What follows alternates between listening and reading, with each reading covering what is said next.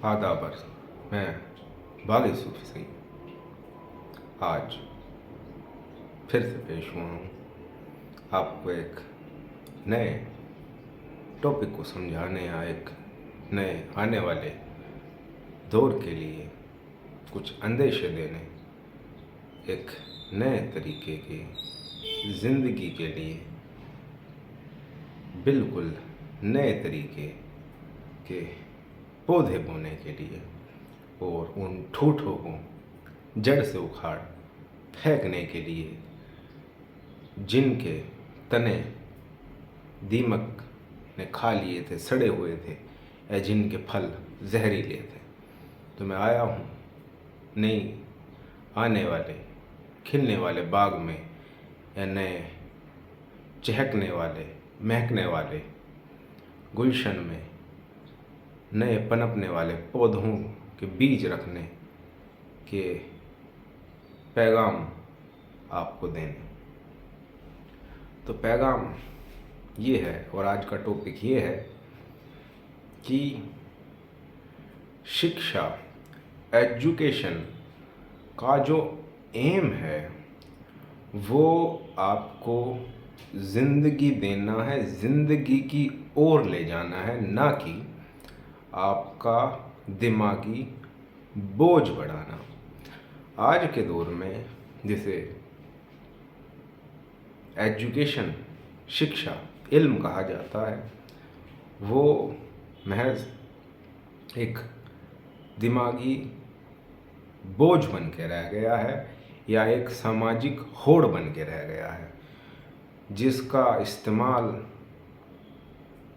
जिन तरह से होना चाहिए था उनकी बजाय शिक्षा का, इल्म का, एजुकेशन का इस्तेमाल होड़ के तौर पर, दिखावे के तौर पर, एक दूसरे को ऊंचा नीचा दिखाने के तौर पे किया जा रहा है, या मैनिपुलेशन के लिए किया जा रहा है, या जिसे प्रेजुडिस कहते हैं उस लिए किया जा रहा है। तो ध्यान रखें कि असली शिक्षित वो है कि जैसा कबीर कह गए थे, ढाई आखर प्रेम का, पढ़े सो पंडित होए। तो एक बात मैं आपको बता दूं कि आजकल की शिक्षा, एजुकेशन, इल्म आपको जहां लेकर जा रहा है वो नामर्दी की दिशा है। तो ध्यान रखें, उसे शिक्षा बिल्कुल नहीं कहते जो आपको नामर्द बना दे।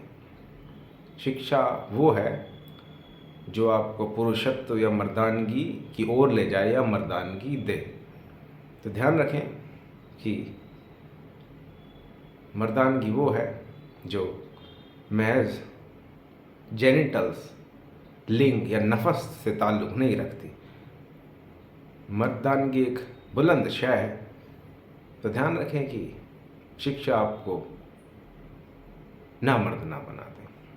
तो एक बात ये, दूसरी बात ये थी कि जो शिक्षा का अल्टीमेट एम था वो आपका दिमागी बोझ बढ़ाना नहीं था।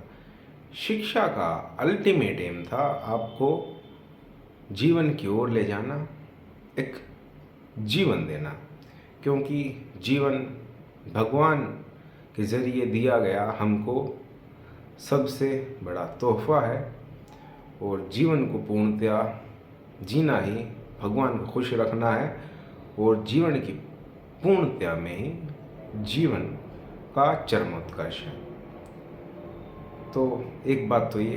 दूसरी बात, जिन लोगों को लगता है कि जो जीवन है वो किताबों में छिपा हुआ है या किताबों से सीखा जा सकता है, तो ध्यान रखें कि एक एग्जाम्पल से मैं आपको समझाऊंगा। वो ये है कि ज़िंदगियों से फिल्में बनती हैं, फिल्मों से ज़िंदगियां नहीं बना करती। आजकल का समाज या आजकल के लोग ये सोचते हैं कि हम फिल्मों की तरह की या हीरो की तरह की ज़िंदगी जिएं, जो कि बड़ी अच्छी बात है, पर उन्हें ध्यान रखना चाहिए कि फिल्मों को जिस वो ज़िंदगी में उतारना चाहते हैं, फिल्म के अदाकारों को, के नायकों के हीरो को, के स्टार्स को, उन्हें मालूम होना चाहिए कि वो फिल्म की अदायगी करने वाले लोग जिंदगियों से सीखे हैं या जिंदगियों से लिए गए हैं। तो ध्यान रखें, जिंदगियों से फिल्में बनती हैं, फिल्मों से जिंदगियां नहीं। ऐसे ही जिन किताबों में आप जिंदगियां ढूंढना चाह रहे हैं या जिसे आप ज़िंदगी समझना चाह रहे हैं किताबों में कि शायद आपकी ज़िंदगी किताबें बदल दें, तो ध्यान रखें कि किताबें आपको अब बिल्कुल यूँ नहीं कि आपको बिल्कुल ही ज़िंदगी नहीं सिखाएंगी। किताबें आपको हल्का फुल्का ज़िंदगी की ओर इशारा कर देंगी, लेकिन ज़िंदगी आपको ज़िंदगी में उतर कर ही समझ आएगी। तो ध्यान रखें कि जैसे ज़िंदगियों से फिल्में बनी हैं, फिल्मों से ज़िंदगियाँ नहीं, उसी तरह ही अगर आप ज़िंदगियाँ किताबों में ढूंढना चाहेंगे तो ध्यान रखें कि ज़िंदगी किताबों में नहीं है, ज़िंदगी ज़िंदगी में उतर कर मालूम होती है। तो ध्यान रखें कि किताबें पढ़ना अच्छा है, पर किताबें या आपकी या समाज में कहे जाने वाला इल्म, एजुकेशन, ज्ञान आपको नामर्द ना बना दे। और एक बात और मैं आपको बताऊं कि हम कृष्ण का एग्जाम्पल लेते हैं, तो कृष्ण ने गीता कही या प्रोफेट मोहम्मद ने कुरान। तो अब देखो गीता की समाज में कितनी इज्जत है और कुरान कैसा शाहकार है, दोनों ही बाकमाल शाहकार हैं। लेकिन अगर आप जानने वाले हैं, समझने वाले हैं, तो आप समझेंगे कि गीता कृष्ण की पर्सनैलिटी का, के जीवन का कुछ % हिस्सा है जो इतना बड़ा शाहकार है, या कुरान एक शाहकार नबी हीरे का एक छोटा टुकड़ा।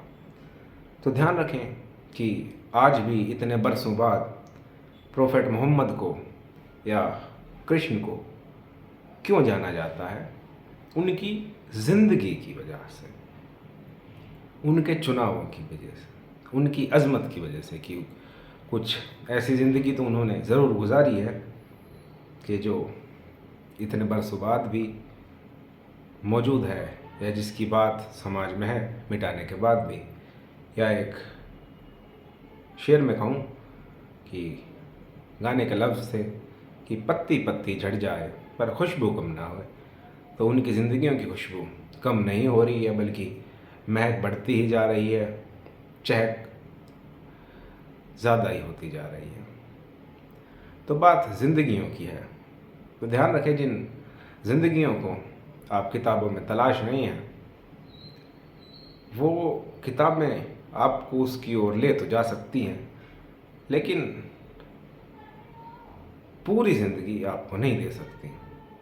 तो सबसे पहले तो पढ़ाई ज़िंदगी पाने के लिए करें, ज़िंदगी बदलने के लिए करें, एक दूसरे को नीचा दिखाने के लिए, प्रेजुडिस के लिए, डोमिनेशन के लिए, डिस्क्रिमिनेशन के लिए ना करें। और सबसे बड़ी पढ़ाई क्या है? 2.5 अक्षर प्रेम का पढ़े सो पंडित होए। तो ये पांडित्य है, पांडित्य उन्हीं पे नाजिल होता है या उन्हीं के सामने लगता है या उन्हीं के नाम के आगे या पीछे जोड़ा जाता है, जो प्रेम के 2.5 अक्षर जानते हैं, लफ्ज़ों से नहीं, अपनी शख्सियत से, अपने जीवन से। बाकी जैसा कि कहा जाता है कि पैदा तो हर कोई शख्स हो जाता है, लेकिन लाखों में से कोई एक आध लोग होते हैं जो जीवन का जायका चख पाते हैं।